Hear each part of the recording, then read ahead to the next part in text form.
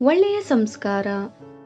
ನಿಮಗೆ ಯಾರಾದರೂ ಹೋಟೆಲ್ ಊಟಕ್ಕೆ ಕರೆದುಕೊಂಡು ಹೋದಾಗ ಎಂದಿಗೂ ನೀವು ಆರ್ಡರ್ ಮಾಡಬೇಡಿ. ನಿಮಗಾಗಿ ಅವರಿಗೆ ಆರ್ಡರ್ ಮಾಡಲು ಹೇಳಿ.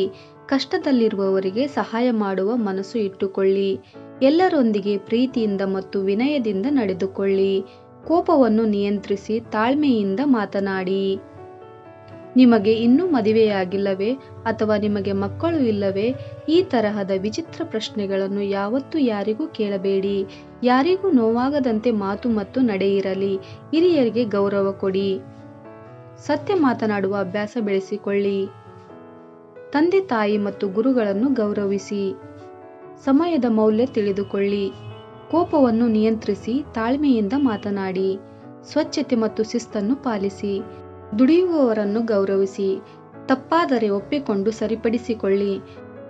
ಒಳ್ಳೆಯ ಪುಸ್ತಕಗಳನ್ನು ಓದಿ ಒಳ್ಳೆಯ ವಿಚಾರಗಳನ್ನು ಕಲಿಯಿರಿ. ಸತತವಾಗಿ 2 ಬಾರಿ ಯಾರಿಗೂ ಕಾಲ್ ಮಾಡಬೇಡಿ.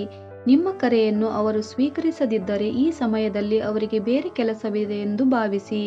ಇಂತಹದ್ದೇ ಇನ್ನಷ್ಟು ವಿಡಿಯೋಗಳಿಗಾಗಿ ಚಾನೆಲ್ ಅನ್ನು ಸಬ್ಸ್ಕ್ರೈಬ್ ಮಾಡಿ. ಧನ್ಯವಾದಗಳು.